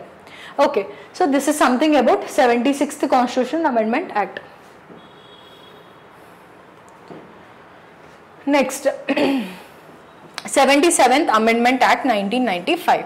So it provides reservations in promotions in favor of SCs and STs if they are not adequately represented in the services. So ఇది మనం గుర్తుపెట్టుకోవాల్సింది ఏంటి అంటే, ముందు మనం ఏం చెప్పాము, రిక్రూట్మెంట్ ఫేజ్లో రిజర్వేషన్స్ ఉంటాయి కానీ ప్రమోషన్ స్టేజ్లో ఉండవు అని చెప్పాం. సో 77 కాన్స్టిట్యూషనల్ అమెండ్మెంట్ యాక్ట్ 1995 ఏం చెప్తుందంటే, ఇఫ్ ఇట్ ఆల్ ఇక్కడ మన ఖైరతాబాద్ దగ్గర ఏజీ ఆఫీస్ ఉంటుంది. సో ఏజీ ఆఫీస్ని ఎగ్జాంపుల్గా తీసుకుందాం. ఏజీ ఆఫీస్లో ఏంటి, accountant general office. So they work under CAG, controller and auditor general. So ఇక్కడ మనకి ఎగ్జాంపుల్ ఎస్సీ ఎస్టీ ప్రపోర్షన్ తక్కువ ఉంది అని అనుకుందాం. సో వాళ్ళని కూడా బ్యాలెన్స్ చేయడానికి we can use the reservation policy in promotions. If it all ఒక జనరల్ కేటగిరీ వాళ్ళు ఒక 20 members, ఓబీసీ వాళ్ళు ఒక 15 members, SC and ST together ఒక 10 members ఉన్నారు అనుకుందాం. సో ఇక్కడ డిఫరెన్స్ ఉంది కాబట్టి, వేరియేషన్ ఉంది కాబట్టి వీళ్ళని బ్యాలెన్స్ చేయడానికి ప్రమోషన్స్ మనం ఎస్సీ ఎస్టీ కేటగిరీకి ఇవ్వచ్చు అని 77th constitutional amendment act 1995. So ఇలా గుర్తుపెట్టుకోండి, 76, 77 రెండు కూడా జాబ్స్ రిలేటెడ్. 76th వచ్చేసి Tamil Nadu 69% reservation. Okay, 76th Tamil Nadu 69% reservation. 77th reservation in promotions. So whenever they are not adequately represented then ఎస్సీస్ అండ్ ఎస్టీస్కి ప్రమోషన్స్లో కూడా రిజర్వేషన్స్ ఇవ్వచ్చు అని 77th కాన్స్టిట్యూషనల్ అమెండ్మెంట్ యాక్ట్ చెప్తుంది. Next 81st Amendment Act 2000. Okay, so it empowers the state to fill the backlog vacancies if they cross 50% ceiling. So, ఏమైంది? So 50% ceiling. So 81st constitutional amendment act ఏం చెప్తుంది, backlog అంటే ఏంటి? So example ఇప్పుడు ఒక notification వచ్చింది. So దాంట్లో SC SC BC and etcetera reservations ఉండే, ఈడబ్ల్యూఎస్ అవన్నీ. సో ఎగ్జాంపుల్ ఈడబ్ల్యూఎస్ ఈసారి ఎవరు ఫిల్ అవ్వలేదు అనుకుందాం. సో అదేమవుతుంది, ఆ పోస్ట్ అలానే ఉంటుంది. ఈడబ్ల్యూఎస్ కేటగిరీకి చెందిన ఒక 10% రిజర్వేషన్ ఉంది కదా ఈడబ్ల్యూఎస్ వాళ్ళకి. సో ఆ పోస్ట్ అలానే ఉంటుంది. ఆ పోస్ట్ ఏం చేస్తారంటే నెక్స్ట్ నోటిఫికేషన్లో, నెక్స్ట్ లేకపోతే రిక్వైర్మెంట్ ఉన్నప్పుడు కానీ, లేకపోతే ఇంకా అన్ని జనరల్ నోటిఫికేషన్ కాకుండా బ్యాక్లాగ్ నోటిఫికేషన్ ఒకటి వేస్తారనమాట. సో దాంట్లో ఏవేవైతే వేకెన్సీస్ ఫిల్ అవ్వకుండా ఆగిపోయాయో వాటి కోసం స్పెషల్గా బ్యాక్లాగ్ నోటిఫికేషన్ వేస్తారు. సో బ్యాక్లాగ్ నోటిఫికేషన్లో వాటిని ఫిల్ చేసుకోవచ్చు అన్నమాట. ఎందుకంటే వాళ్ళ రిప్రజెంటేషన్, డైవర్సిటీ ఆఫ్ సెక్షన్స్ ఉండాలి ఒక ఆర్గనైజేషన్లో, ఒక ఇన్స్టిట్యూషన్లో. ఒక ఎంప్లాయ్మెంట్ జనరేషన్ ఎప్పుడు కూడా డైవర్సిఫైడ్గా ఉండాలి కాబట్టి, అన్ని కమ్యూనిటీస్ రిప్రజెంట్ అవ్వాలి కాబట్టి బ్యాక్లాగ్ నోటిఫికేషన్స్ వేస్తాం. సో దాన్ని 81st కాన్స్టిట్యూషన్ అమెండ్మెంట్ యాక్ట్ 2000లో మనం తీసుకొచ్చాం. Next 85th constitutional amendment act 2001. So ఇదేంటంటే provides consequential seniority for SCs, STs with retrospective effect from June 1995. So this is also something.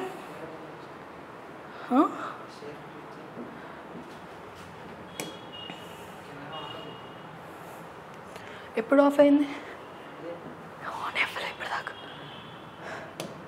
ఇప్పటిదాకా on లేకుండే of అయింది.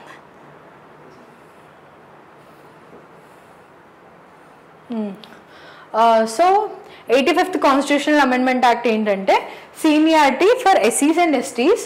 దో ఇది 2001లో amend చేసినా కూడా 1995 నుంచి రెట్రోస్పెక్టివ్ ఎఫెక్ట్ అంటే జూన్ 1995 నుంచి ఎఫెక్ట్లోకి వస్తుంది. ఈవెన్ దో 2001లో దాన్ని అడాప్ట్ చేసుకున్నా కూడా 1995 నుంచి అన్ని ఫోర్స్లోకి వస్తుంది అనమాట. So that is it implies the word retrospective effect. Next, 103 Constitutional Amendment Act 2019. So it amends 1516 and provides 10% reservation in government jobs and educational institutions for economically weaker section in the unreserved category. So this is nothing but EWS reservation. Economically weaker section. So economically weaker section ఎలా తీసుకొచ్చారు? 103rd constitutional amendment act 2019. Okay, so 19 అంటే 5 years అవుతుంది. So 5 years అవుతుంది. ఇది తీసుకొచ్చినప్పుడు article 15ని 16ని amend చేశారు. Okay, so this is something you have to learn about the reservations ఎలా వచ్చాయి. సో ఫస్ట్ రిక్రూట్మెంట్లో రిజర్వేషన్స్ ఉండే, ఆ తర్వాత ప్రమోషన్స్లోకి తీసుకొచ్చారు, ఆ తర్వాత ఓబీసీ రిజర్వేషన్ ఏంటి, తమిళనాడు రిజర్వేషన్ ఏంటి, బ్యాక్లాగ్ వేకెన్సీస్ ఏంటి, ఆ తర్వాత సీనియారిటీ, కాన్సిక్వెన్షియల్ సీనియారిటీ, తర్వాత ఈడబ్ల్యూఎస్, ఇలా డిఫరెంట్ రిజర్వేషన్స్ ఎలా వచ్చాయి ఏంటి అనేది మనకి చాలా ఇంపార్టెంట్ ఇవి. Next article 17. Article 17 is very important. Untouchability, abolition of untouchability. So is applicable to state and private citizens. Untouchability is not defined in the Constitution or Civil Rights or Protection Act. So ఇది చాలా important అనమాట. మన question అడుగుతారు, untouchability is defined in the following: in the Constitution, in the Civil Rights Act, or in the Protection Act, Civil Rights Protection Act, or D, none of the above అని అంటారు. So మనం చూస్ చేసుకోవాల్సింది D, none of the above. So untouchability అంటే ఏంటి, ఎలా అంటే untouchability అని అంటాము అనేది డెఫినేషన్ మనకి కాన్స్టిట్యూషన్లో లేదు, సివిల్ రైట్స్ యాక్ట్లో లేదు, ప్రొటెక్షన్ యాక్ట్లో లేదు. సో డెఫినేషన్ ఎక్కడ కూడా డిఫైన్ చేయలేదు. So this is very important. Okay, untouchability. So next ఇప్పుడు protection of civil rights act 1955. So ఇక్కడ ఏం చెప్తున్నారంటే, preventing from entering public worship, justify untouchability on religion or traditional basis, insulting SC person on the ground of untouchability, refuse to admit in hospital, educational institutions, hotels established for public benefit,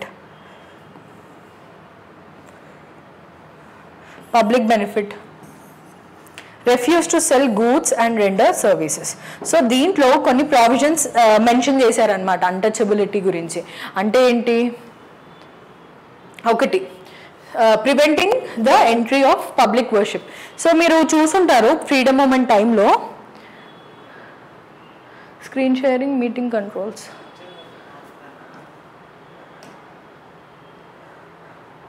it's okay. So మనకి temple entry movement అని మనకి 1900s initial first half of 20th centuryలో temple entry movements were very famous. ఎందుకు popular అయ్యాయి? Because lower caste పీపుల్కి temple entry అంటే మోక్షం పక్కన పెడితే, లిబరేషన్ పక్కన పెడితే, they were not even allowed to enter the temple. ఆ ప్రిమిసెస్లో కూడా రానిచ్చేవాళ్ళు కాదు. ఒక విలేజ్ బావులు ఉంటాయి, విలేజ్ లేక్స్ ఉంటాయి, అక్కడ నుంచి వాటర్ తీసుకునే వాళ్ళు కాదు. సపరేట్గా ఎస్టీ వాళ్ళు అయితే సపరేట్గా తాండాస్లో ఉండేవాళ్ళు. సో అట్లాంటి డిస్క్రిమినేషన్, ఐసోలేషన్ నుంచి బాగా మనము లెసన్స్ నేర్చుకొని కాన్స్టిట్యూషన్లో ఇట్లాంటి ప్రావిజన్స్ తీసుకొచ్చాం. సో ఈ అన్టచబిలిటీ రిలేటెడ్గా మనకి 1995లో యాక్ట్ చేసాం, that is protection of civil rights act 1955.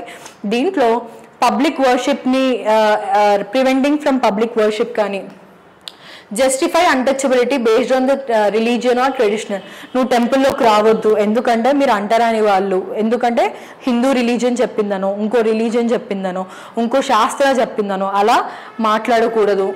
Next, insulting SC person as untouchable. So మీ ఎస్సీ పర్సన్, ఒక ఎస్సీ పర్సన్ని నువ్వు అన్టచబుల్ అని చెప్పి కామెంట్ చేసినా, ఇన్సల్ట్ చేసినా, డిగ్రేడ్ చేసినా అట్లాంటివి చేయకూడదు అని మనకి ప్రొటెక్షన్ ఆఫ్ సివిల్ రైట్స్ 1955 చెప్తుంది. So refuse to admit in hospitals, educational institutions, hotels established for public benefit. So public benefits కోసమే, ఇవి జనరల్గా పబ్లిక్ సర్వీస్ కోసమే పెడతాం కదా. సో వీటిలో హాస్పిటల్స్, ఎడ్యుకేషనల్ ఇన్స్టిట్యూషన్స్, హోటల్స్లో వీటిలో ఎంట్రీ ప్రొహిబిట్ చేసినా కూడా you are coming under the violation of protection of civil right acts. Refuse to sell goods and render service. So నువ్వు పలానా సో అండ్ సో కమ్యూనిటీకి చెందిన వాళ్ళవి, నేను నీకు సర్వీస్ ప్రొవైడ్ చేయను అని అంటే I am doing grave mistake. Okay, so అలాంటివి ఈ యాక్ట్లో మనకి మెన్షన్ చేశారన్నమాట. So protection of civil rights act 1955. Next article 18 చూద్దాం. So what is meant by article 18? It talks about the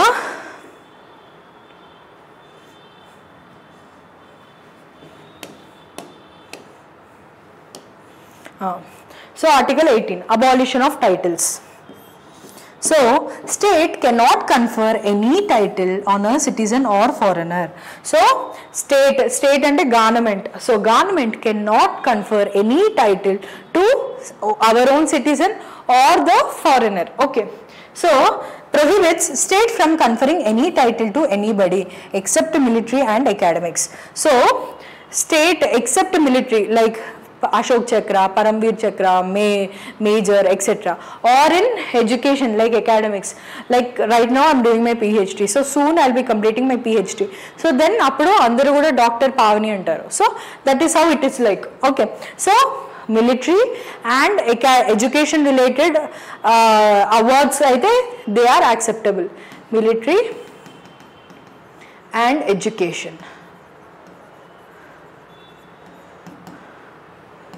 So military is acceptable, education related titles are acceptable, and citizens can't accept any titles from foreign states.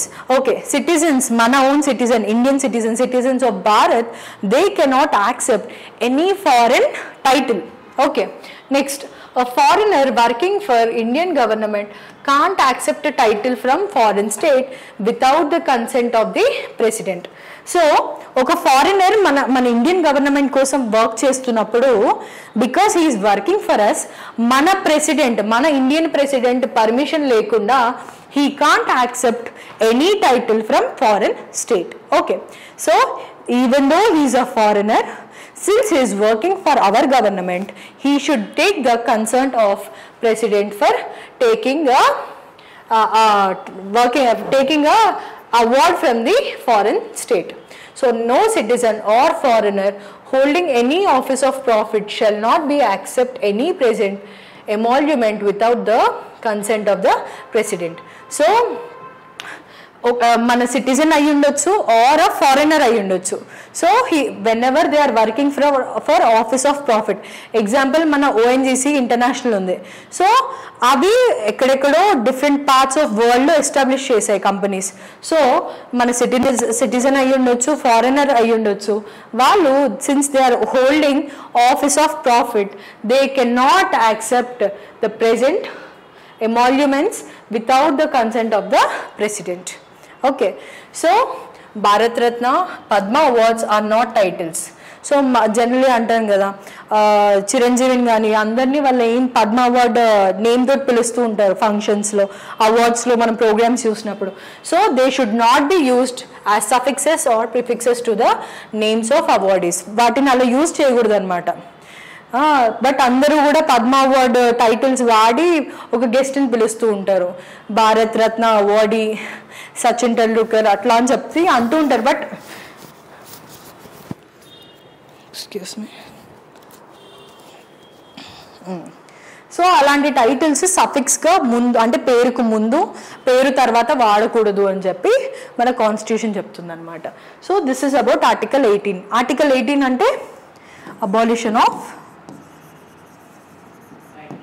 Titles. So only A titles acceptable అంటే military and educational. So ఎవరైనా example PhD complete చేస్తే doctor అనేది compulsory పెట్టుకునే పేరు. Even medicine complete చేసినా మనం doctor అని పిలుస్తాం. దే ఆర్ ఎంటైటిల్డ్, ఎందుకంటే academics it is acceptable.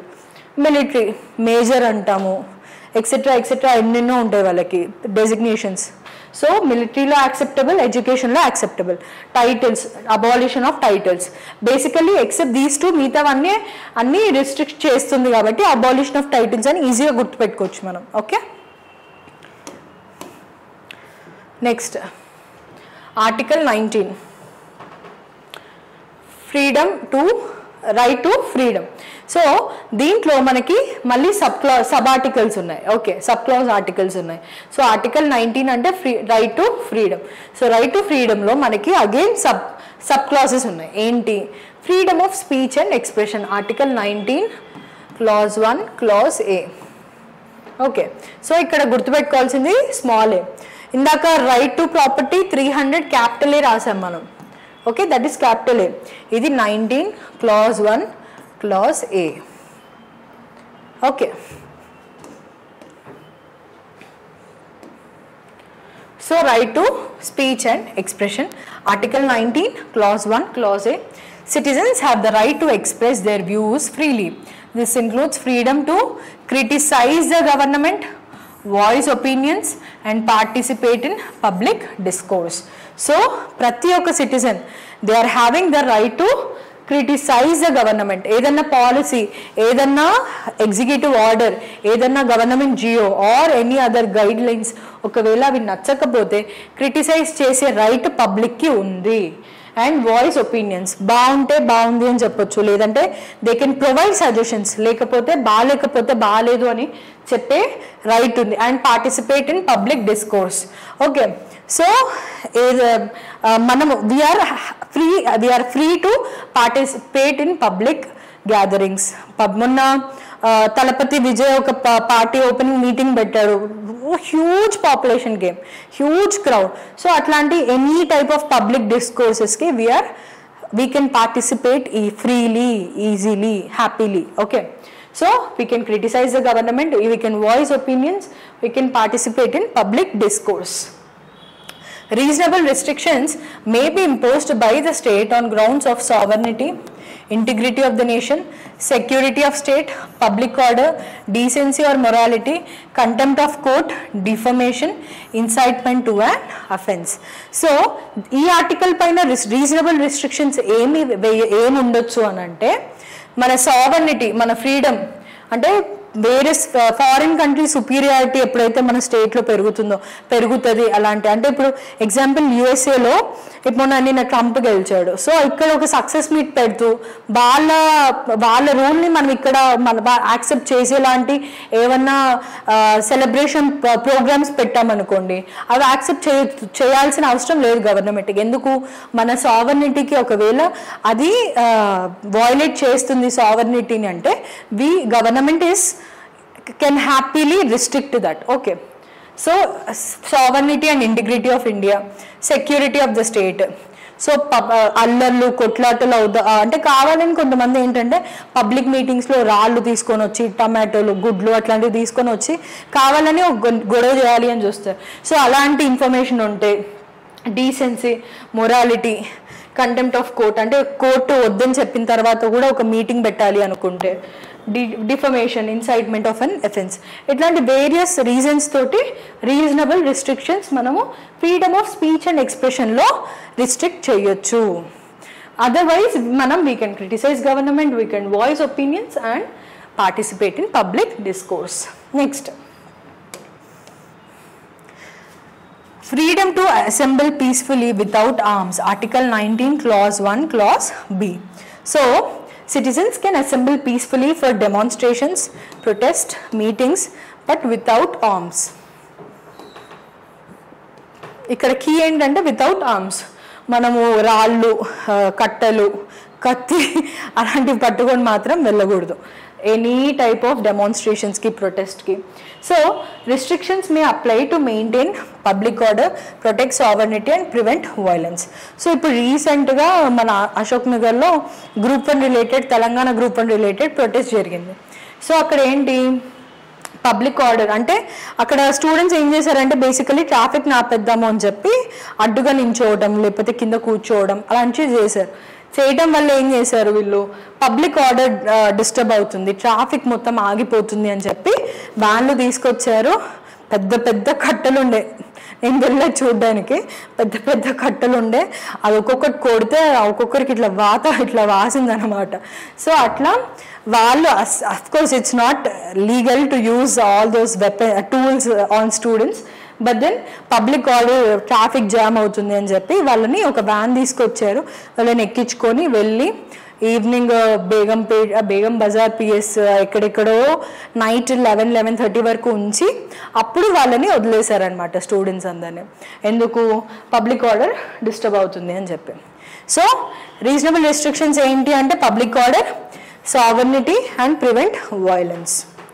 So we can assemble we can assemble peacefully for demonstrations, protests and meetings, but without arms. Without arms అనేది very important. So restrictions అనేవి for public order, sovereignty and violence. So this is about 19 clause 1 clause B. Next, freedom to form associations or unions. So you can form any sort of association or unions under 19 clause 1 clause C. A and T, freedom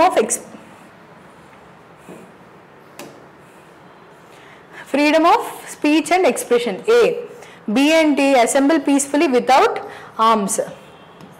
And C and T, form associations or unions. So ఇదేంటంటే you can form associations, unions, trade unions, political parties, etc.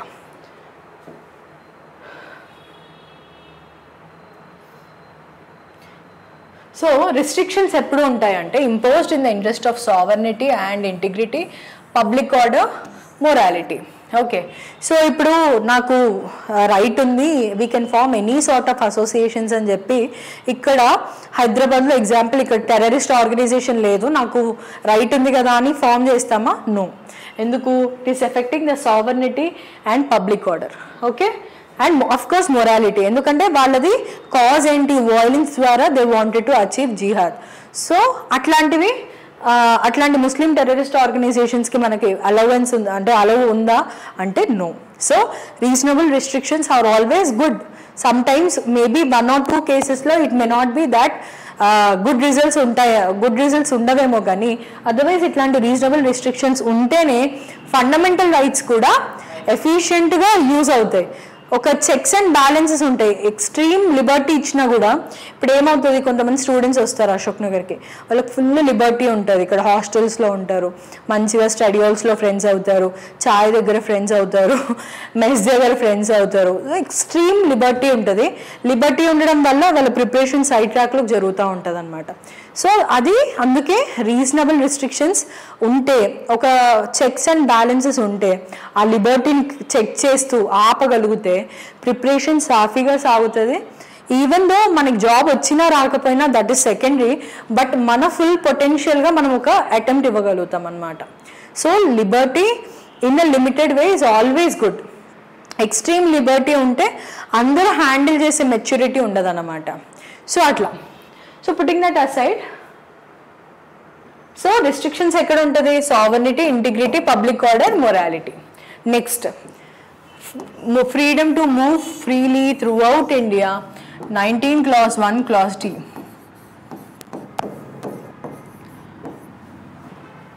So citizens have the right to move freely within the country. మన India మొత్తం కూడా ఫ్రీగా without any permissions, requirements అట్లాంటివి ఏమీ లేకుండా we can move freely. మనం ఒక టూర్కి వెళ్ళాలి నార్త్ ఇండియా అంటే మనం ఏమి గవర్నమెంట్ దగ్గర పర్మిషన్ తీసుకోవట్లేదు ఆర్ వీసా తీసుకోవట్లేదు. సో అలా ఏమి లేకుండా ఫ్రీగా we are able to move within the country under 19 clause 1 clause D. So restrictions ఎక్కడ ఉంటున్నాయి అంటే to protect the interest of general public or scheduled and tribal areas. ఎందుకు scheduled and tribal areas అంటే tribal areas are relatively isolated. They are situated in the forest, so they are relatively isolated. So మనము general public వెళ్ళి అక్కడ వెళ్ళి చూసి వాళ్ళకున్న ఒక sanctity. Example Andaman and నికోబార్లో, అండమాన్లో ఇప్పటికి కూడా there are primitive tribes where they don't wear clothes ఇప్పటికి కూడా. సో ఇప్పుడు నువ్వు వాళ్ళ కల్చర్ బాగుంది కదా అని ఒక ఫిలిం చేస్తాను, లేకపోతే వెళ్ళి అక్కడ వాటర్ బాటిల్స్ పడేసి, ప్లాస్టిక్ పడేసి, వాళ్ళ శాంక్టిటీ ఆఫ్ హ్యాబిటేట్, న్యాచురల్ హ్యాబిటేట్లో వాళ్ళు ప్రశాంతంగా పీస్ఫుల్గా బతుకుతూ ఉంటారు. సో వాళ్ళను అక్కడికి వెళ్ళి ప్లాస్టిక్ పడేస్తాను, నువ్వు వాడేసిన నీ మోడర్న్ ఎక్విప్మెంట్ అర్బన్ ఏరియాస్లో దొరికేవన్నీ తీసుకెళ్ళి నీ క్లోతింగ్, సో ఆ నైలాన్ క్లోత్స్, వాళ్ళకి నైలానే తెలియదు వాళ్ళకి, అసలు వాళ్ళు బట్టలే వేసుకోరు ఇంకా ఇప్పటికీ. సో వాళ్ళకి నువ్వు నైలాన్ క్లోత్స్, నీ హ్యాండ్ కర్చీఫ్స్, నీ పర్ఫ్యూమ్, మేకప్లు అన్నీ అవి ఇవి అన్నీ అక్కడ వెళ్ళి పడేసి డమ్ చేసి వస్తాను అంటే government is not allowing it. Okay, so అలా ప్రిమిటివ్ ఏరియాస్, అదే ట్రైబల్ ఏరియాస్ కానీ కొన్నిసార్లు జనరల్ పబ్లిక్ ఇంట్రెస్ట్ కోసం ఎక్కడన్నా ఎగ్జాంపుల్ సెక్షన్ 144 జరుగుతుంది, కర్ఫ్యూ జరుగుతుంది, నాకు 19 Clause 1 Clause Dలో నేను ఫ్రీగా మూవ్ అవ్వచ్చు అని వెళ్తావా? వెళ్ళకూడదు. సో ఎందుకు? అక్కడ దేర్ ఆర్ సర్టెన్ రిస్ట్రిక్షన్స్ అలా. So next freedom to reside and settle in any part of India, 19 Clause 1 Clause E. Okay.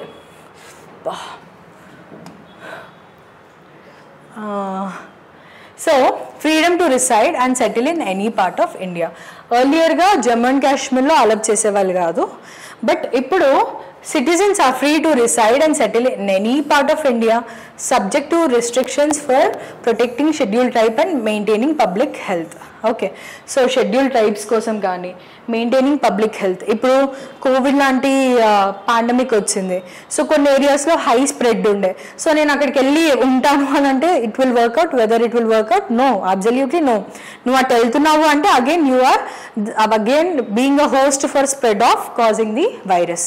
So అలాంటప్పుడు కానీ ఎనీ పబ్లిక్ హెల్త్ ఎమర్జెన్సీస్లో ఆర్ ఇందాక నేను చెప్పినట్టు షెడ్యూల్ ట్రైబ్స్లో ట్రైబల్ ఏరియాస్కి వెళ్ళి నాకు ఇంకా ఈ అర్బన్ లైఫ్ అంటే విసుగు వచ్చేసింది అని చెప్పి నేను ట్రైబల్స్లో వెళ్ళి వాళ్ళతో పాటు జనజీవన్ శ్రావంతిలో కలిసిపోతామంటే అవ్వదు. సో అలాంటివి మనము రెస్ట్రిక్షన్స్గా ఈ క్లాజ్లో చూస్తామన్నమాట. So freedom to reside and settle in any part of India, 19 Clause 1 Clause E. Okay. Next, freedom to practice any profession and to carry out any occupation, trade or business, 19(1) Clause G. So any profession or any occupation, trade or business. So citizens can engage in any lawful profession. Lawful, ఇది important. Naxalism కూడా ఒక profession అని చెప్పి ప్రతి ఒక్కరం నక్సలైట్ అవ్వాలి, లేదంటే terrorist అవ్వాలి, లేకపోతే ఏమంటారు ఇన్సర్జెన్సీ ట్రైనింగ్ ఇవ్వాలి, అట్లాంటివి ఆక్యుపేషన్స్ చూస్ చేసుకుంటే will the government will accept it? No, it won't. So it will prohibit all those activities. So any lawful activities. So ఇప్పుడు I'm a teacher, so it is a lawful profession. So నా వల్ల ఒక service జరుగుతుంది, knowledge impartment జరుగుతుంది. So that is an absolute noble profession. So అలాంటి professions are always welcomed by the government, right? So నీ profession కానీ occupation కానీ trade కానీ బిజినెస్ అంతా కూడా లాఫుల్గా ఉండాలి. ఇప్పుడు ఏంటి ఎర్రచందనం సప్లై చేస్తారు ఇల్లీగల్గా, so that is not lawful. Pushpa movie hit అయినా కూడా it's not lawful, right? So అట్లాంటివి మనము గుర్తుపెట్టుకోవాలి. పుష్ప 2 కోసం వెయిట్ చేయడం కాకుండా అరే అది ఎంత మూవీ, ఇట్స్ నాట్ రియాలిటీ అంటే అఫ్కోర్స్ అది బయోపిక్ అని కూడా అంటున్నారు. సో దాని గురించి మనం ఆర్గ్యుమెంట్ కాదు, కానీ it's un unlawful practice. That is why there will be always a tussle between the unlawful elements and the government elements. Okay, so ఆ పోలీస్ ఆఫీసర్కి పుష్ప క్యారెక్టర్కి ఎందుకు ఆ టజల్ జరుగుతుంది అంటే it's unlawful practice. Unlawful practice చేస్తూ కూడా అంత యాటిట్యూడ్తో ఉన్నాడు అని చెప్పి గవర్నమెంట్ ఆఫీసర్కి నచ్చదు. So this is it's against the constitutional provision. So it's not lawful కాబట్టి అగెయిన్స్ట్ ద ప్రొవిజన్. సో ఈ మూవీ ఎగ్జాంపుల్స్ కానీ ఇవన్నీ ఎందుకు చెప్తున్నా అంటే మీరు ఎగ్జామ్ రాసేటప్పుడు మీకు ఈ words you can engage in any profession, trade, business అని రాసే బదులు you can engage in any lawful profession, trade, act. So ఇది మెచ్యూరిటీ ఆఫ్ ఆన్సర్ని తెలుపుతుంది అనమాట. How well you are understanding the subject అనేది ఇలాంటి వర్డ్స్ వొకాబులరీ చెప్తుంది అనమాట. Okay, next. So government may impose restrictions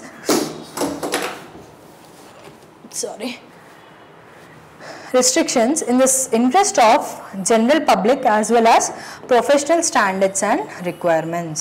So restrictions enti in the interest of general public and the professional standards and requirements. Manaki ఏ రకమైన professional standards కావాలి? Example, ఇప్పుడు doctors అంటే white coat వేసుకుంటారు, black coat వేసుకొని రారు కదా హాస్పిటల్స్కి, ఎందుకంటే ఒక స్టాండర్డ్ అది, ఆ ప్రొఫెషన్కి వీఆర్ మెయింటైనింగ్ సర్టెన్ స్టాండర్డ్స్. అలాంటివి మనం ఇప్పుడు పోలీస్ వాళ్ళు జనరలీ యూనిఫామ్ వేసుకొని కనిపిస్తారు, వెరీ రేర్ ఎక్కడో ఇక్కడో సివిల్లో, అది కూడా ఆఫ్ డ్యూటీ ఉంటే లేకపోతే సడన్గా డ్యూటీకి వెళ్ళాల్సి వస్తే మనకి సివిల్ డ్రెస్లో కనిపిస్తారు. ఎందుకు అంటే ప్రొఫెషనల్ స్టాండర్డ్, అది రిక్వైర్మెంట్, అది ఆ పోలీస్ అంటే ఆ జాబ్కి శాంక్టిటీ తీసుకొచ్చేది వాళ్ళ యూనిఫామ్ అనమాట. సో అలాంటి స్టాండర్డ్స్. నెక్స్ట్ ఆర్టికల్ 20 వరకు మనం ఈరోజు చూద్దాం. 21 నుంచి వెరీ ఇంపార్టెంట్, మళ్ళీ రేపు కంటిన్యూ చేద్దాము. So article 20. So Indian constitution provides protection in respect of conviction of offences. So and is a part of fundamental right under part 3. It offers essential safeguards to individuals against arbitrary, excessive punishment, especially in criminal cases. So, arbitrary and excessive punishment ante, since ఇప్పుడు example దిశ case ఉంది, దిశ కేసులో ఆమెను rape చేసి చంపేశారు. So అప్పుడు మనకు అందరికీ ఒక అవుట్రేజ్ వచ్చింది, ఏంటి ఇలా చేస్తారా, ఇంత ఇన్హ్యూమన్గా చేస్తారా. సో వాళ్ళని ఎన్కౌంటర్ చేసి చంపేశారనమాట. అది మన అందరికీ తెలుసు ఎన్కౌంటర్, అదేమి రీక్రియేషన్ చేసేటప్పుడు వాడు నిజంగా పారిపోతున్నారు అని కూడా కాదు, అది తెలుసు మనకి. రేప్ చేశారు, సో అది ఎన్కౌంటర్ చేశారు. సో అంత ఆర్బిట్రీగా, అంత ఎక్సెసివ్ పనిష్మెంట్. ఇప్పుడు రేప్ చేసి వాళ్ళు రేప్ చేసి చంపారని వాళ్ళని చంపేయడం కరెక్టా అంటే క్వశ్చన్ వస్తుంది అక్కడ. మనకి ఎమోషనల్ డెసిషన్స్ వేరు, ఇంటెలిజెంట్ డెసిషన్స్ వేరు. సో మనము మన విజ్డమ్తో, ఇంటెలిజెన్స్తో డెసిషన్స్ చేయాలన్నమాట, అవుట్ ఆఫ్ ఆర్బిట్రరీనెస్. అంటే మేము పోలీస్, మాకు గన్ ఉంది, లేకపోతే పైనుంచి ప్రెషర్ ఉంది, so we can do anything అన్నట్టు కాకుండా, పవర్ ఉందని మిస్యూజ్ చేసుకోకుండా ఎక్సెసివ్ పనిష్మెంట్స్. ఇప్పుడు ఒకరిని చంపారని వాళ్ళకి చావుని మనం పనిష్మెంట్కి ఇవ్వటం ఎంత దాకా కరెక్ట్ అనేది ఆలోచించాలి. సో అట్లా ఆర్బిట్రీగా ఎక్సెసివ్ పనిష్మెంట్ ఇవ్వకూడదు, especially in the criminal cases. So article 20 దాని గురించి చెప్తుంది. సో మనకి దీనిలో 3 సబ్ క్లాసెస్ ఉన్నాయి, 20 clause 1, 20 clause 2, 20 clause 3. Protection against ex post facto rules. So no person shall be convicted of any offence except for the violation of law at the time of commission of the law. So example, నేనున్నాను, ఒకవేళ నేను ఒక తప్పు ఏదైనా చేశాను అనుకోండి. So ఒకవేళ ఆ వయలేషన్ ఈ రోజు ఉన్న లా ప్రకారం, అంటే లా నిజంగా ఉంది, నేను ఆ తప్పు రెడ్ సిగ్నల్ క్రాస్ చేశాను. సో రెడ్ సిగ్నల్ క్రాస్ చేయడానికి ఎగ్జాంపుల్ 10,000 ఫైన్ అనుకోండి. సో నేను లా ఉంది, దాని ప్రకారమే నేను ఫైన్ వేయాలి, కానీ వాళ్ళకి నచ్చినట్టు ఇష్టం ఉన్నట్టు చేయకూడదు అనమాట. ఇష్టం వచ్చిన ఫైల్ 10,000 ఛార్జ్ చేస్తే నేను 10,000 కట్టి ఇంకోసారి తప్పు చేయొద్దు అని చెప్పి కౌన్సిలింగ్ ఇస్తారు, etcetera etcetera. Then I'll be free, set free. కానీ అంతేగాని వాళ్ళకి నచ్చిన ఆర్బిట్రీ పనిష్మెంట్స్ ఇవ్వకూడదు.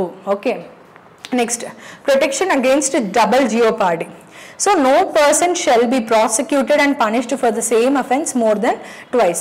సో ఇప్పుడు నేనున్నాను, ఈరోజు నాకు ఏం చెప్పారు, 10,000 ఫైన్ వేయమన్నాను, రెడ్ సిగ్నల్ క్రాస్ చేసావు కార్లో వెళ్ళేటప్పుడు 10,000 ఫైన్ వేయమని చెప్పి, అది కట్టేసిన తర్వాత మళ్ళీ పిలిచి, లేదు ఇప్పుడు 10,000 ఫైన్ కాదు, ఇప్పుడు లా మారింది, నువ్వు 1 month రిమాండ్లో ఉండాలి అని అంటే, ఈజ్ ఇట్ పాసిబుల్? ఆల్రెడీ నేను ఫైన్ కట్టేశాను, నాకు అయిపోయింది, ఎండ్ అయిపోయింది. మళ్ళీ again second time punishment should not be given to me for crossing a red signal. Okay, so double jeopardy అంటే 2 times punishment for the same offence. ఒకేసారి తప్పు చేసినప్పుడు 2 సార్లు పనిష్మెంట్ ఇవ్వకూడదు, ఒక తప్పుకు ఒకసారి మాత్రమే పనిష్మెంట్ ఇవ్వాలి. That is 20 clause 2. Protection against self incrimination. Article 20 clause 3. So no person shall be accused of an offence compelled to be a witness against themselves. ఇప్పుడు ఎగ్జాంపుల్, ఇప్పుడు రెడ్ సిగ్నల్ నేను క్రాస్ చేశాను, సో నువ్వే witness అని చెప్పాలి అని చెప్పి నన్ను పోలీసులు ఫోర్స్ చేసి నన్ను కోర్టుకు తీసుకెళ్ళి, నువ్వు క్రాస్ చేసావు, అది చేసావు, ఇది చేసావు అని చెప్పి నన్ను సెల్ఫ్ ఇంక్రిమినేషన్, నన్ను ఏదైనా రకంగా ఇబ్బంది పెట్టి నేనే తప్పు చేశాను అని నాకు నేనే విట్నెస్ అని కోర్టు దగ్గరికి వెళ్ళి ఒప్పుకునేలాగా చేయకూడదు. That is 20 clause 3. So clause 1, clause 2, clause 3. Next, article 21. So it's almost time. So you take a quick break. Economic class start avutundi konjam sepatlo. So tomorrow we'll continue from article 21. So before the class, just make sure that you revise all these articles. ఎందుకంటే ఇప్పుడు విన్న class మనము ఇప్పుడు revise చేసి memorise చేస్తే ఎఫెక్టివ్గా గుర్తుంటుంది, చాలా రోజులు గుర్తుంటుంది. సో దయచేసి ఫండమెంటల్ రైట్స్ మళ్ళీ కన్ఫ్యూజింగ్గా ఉంటాయి. 19 clause 1 A ఏంటి, బి ఏంటి, సి ఏంటి, ఆ రిజర్వేషన్స్ ఏంటి, ఆ అమెండ్మెంట్స్ ఏంటి, అవన్నీ కూడా మీరు ఒకసారి చూసుకోండి. ఇది ఒకటే పెద్ద టాపిక్, ఇవన్నీ అయిపోతే టక చిన్న ఫాస్ట్గా అయిపోతే మిగతా topics. So I will see you in the next class. Thank you everyone.